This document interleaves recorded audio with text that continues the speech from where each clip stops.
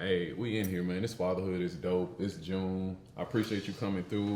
It's the pop-up Fatherhood is Dope pop-up podcast at PSV. Shout out to my man Terrence for allowing me to do it. He's sitting right here. You know, it's hey, come on. You know, we doing the podcast, so if you listen on audio, then but video, that's my man right here. Appreciate you, fam.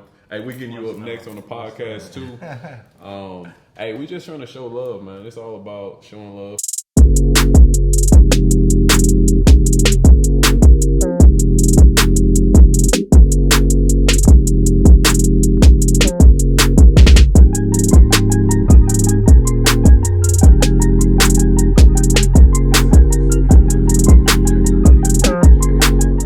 Hey, happy Father's Day 2021. Appreciate y'all checking out the podcast. This is about to be a dope episode. I'm at the range right now with my guy Dwight. He's behind the camera. Yes, sir. We're about to hit some balls, man. But I want y'all to enjoy this episode of Fatherhood is Dope, the pop-up podcast. Shout out to PSV for sponsoring. And I want you to continue to celebrate the men who show up in the lives of their kids on a daily basis. Love. Everybody thinks about like Father's Day, which is in June, but the whole month is really Fatherhood Awareness Month. And I just wanted to take an opportunity, man, to like show love to dads.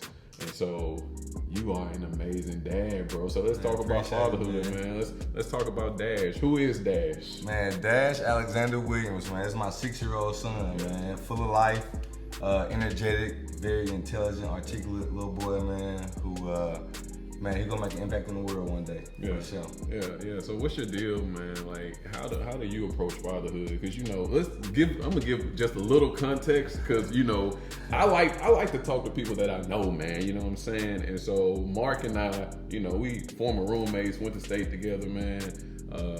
Quick story. I remember the first time I met Marc is pulling up at my house when I was in high school. Came down from chat on college visit. With Evan. Pulled up at my crib, man, and I think we hit it off on day one. Bro. We hit it off on day one, and the rest is kind of history. So I have context, so I know you pre-dad, but I also know you like in fatherhood. You know what I'm saying? And so I'm not surprised by the way you show up, and so I'm just trying to see like what gave you the courage, the confidence to say, man, this is my son, this is my seed. I'm gonna show up like this and be who I want to be to him. Man, you my guy, man. Yeah. So we, you know history for me, right? You know what I'm saying? I'll just be transparent with you. Mm-hmm. Now, I didn't have my father like that. You know what I'm saying? My dad struggled with his own demons. You know what I'm saying? He had his own dealings with he had to go through, and so I had to avoid. And I knew once I had my son, I didn't want nobody to feel what I felt growing up. You know what I'm saying? So I took it upon myself to make sure my son never felt what I feel, even to this day, having to deal with my father who is dealing with what he has to deal with. Yeah.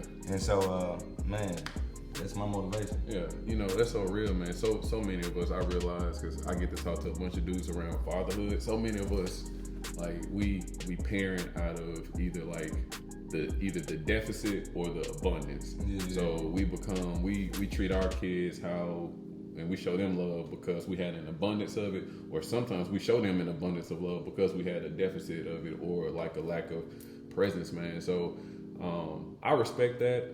I'm like really close on the verge of, you got me thinking about like, how do I show up for my daughter? You know what I'm saying? Like, am I showing up out of abundance or out of the deficit? And I think you can do both and, you know what I'm saying? Yeah, absolutely, man. Like, it's for sure sometimes I think about the balance, right? Am I overcompensating because of what I didn't have? Yeah. That's always on my mind, right? Because I'm a thinker about that, right? And so, but is it overcompensating in a good or a bad way, right? My son get more of me, you know what I'm saying? Yeah. I'm more aware of certain things because of what I went through. So it makes me better, right? We don't always learn from people because of their successes, right? We learn from their mistakes too. Right. You know what I'm saying? So it's all about perception and how you look at it and what you give out because of what you get. Yeah.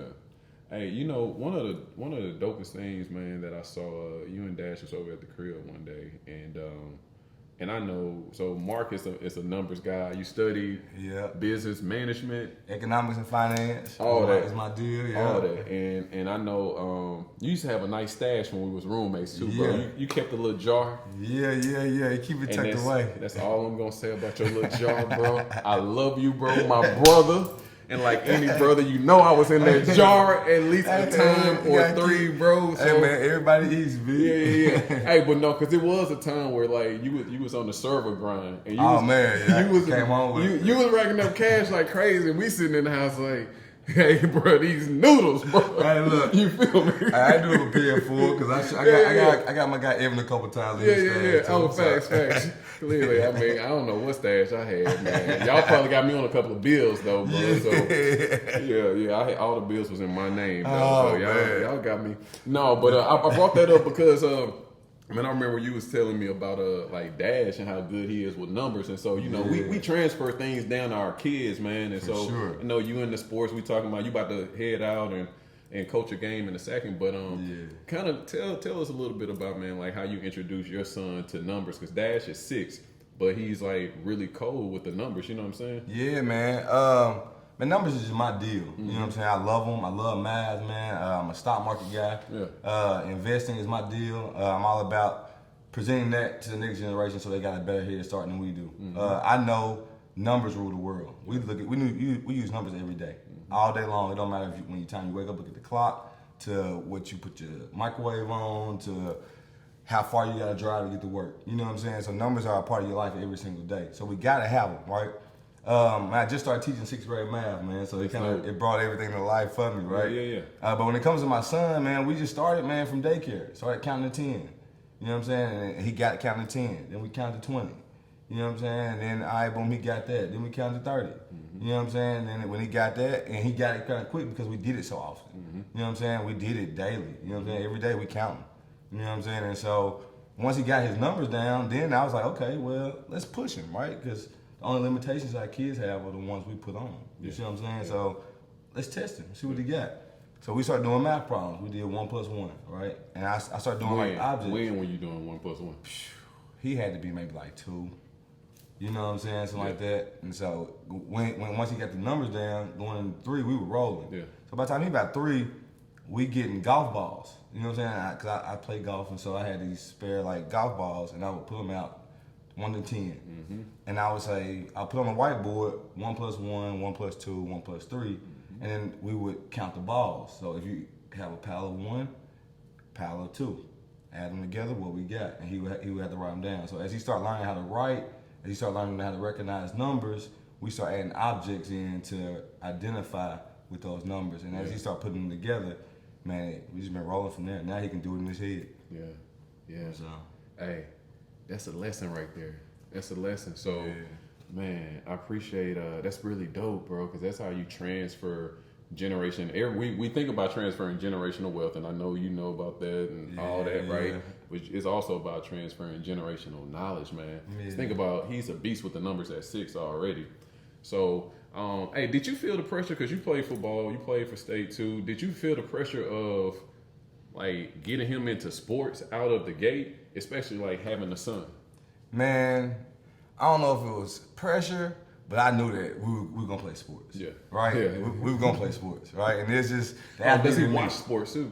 Oh man, he watches it. He started out watching it as he was younger. Yeah. Now he's out in Power Rangers and you know what I'm saying, dragons and dinosaurs. He left his dinosaurs. He's a dinosaur guru, man. Hey, bro. Honestly, this morning I forgot to give you one of his dinosaurs back. One of his dinosaurs is sitting downstairs. Man, in my basement. they probably everywhere. They some in Chattanooga, some in Jackson. He dropped them. That's his presence to everybody. He was here. Dash. Yeah, man. I always hear him. I always lurk him, man. That's dope. But yeah, man. Not necessarily pressures, bro. But I just knew I'm an athlete. You know what I'm saying? And I know what being an athlete does for you in the long haul, right? When it comes to teamwork, when it comes to social skills, when it comes to working together, or even competition, man. Yeah. Life is competitive. You know what I'm saying? Whether we want to believe it or not, we compete every day. You know what I'm saying? Whether it's with ourselves or with our peers or whatever we're doing, competition is healthy and good for us, right? And so I wanted to push him. So we were going to do sports. Now, it didn't have to be football per se. You know what I'm saying? But he was going to play something. You know what I'm saying? So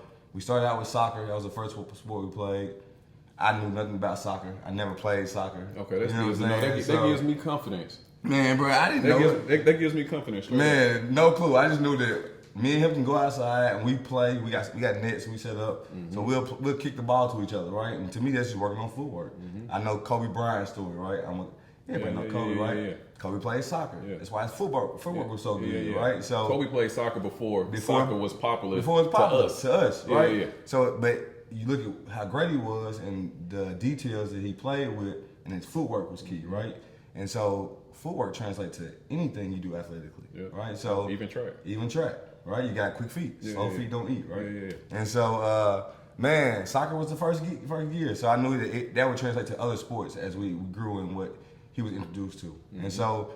Man, exposed him to that. He enjoyed it, so we keep playing that every fall, man.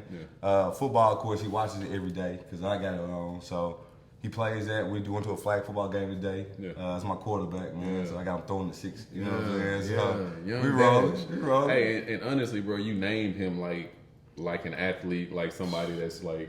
I did, man. I did. That was intentional. That was my thought, man. But it's coming back to bite me. You know what I'm saying? Because he don't sit still, man. He lives up to his name thoroughly. Yeah, but you probably don't sit still either. So facts. You know, that's that generational energy too. That's passed down too. Facts. Hey man, so before you get out of here, man, what's like one of the biggest lessons you've learned as a father? Whether it's like through like the hurdles, the highs, the lows. One of the biggest lessons.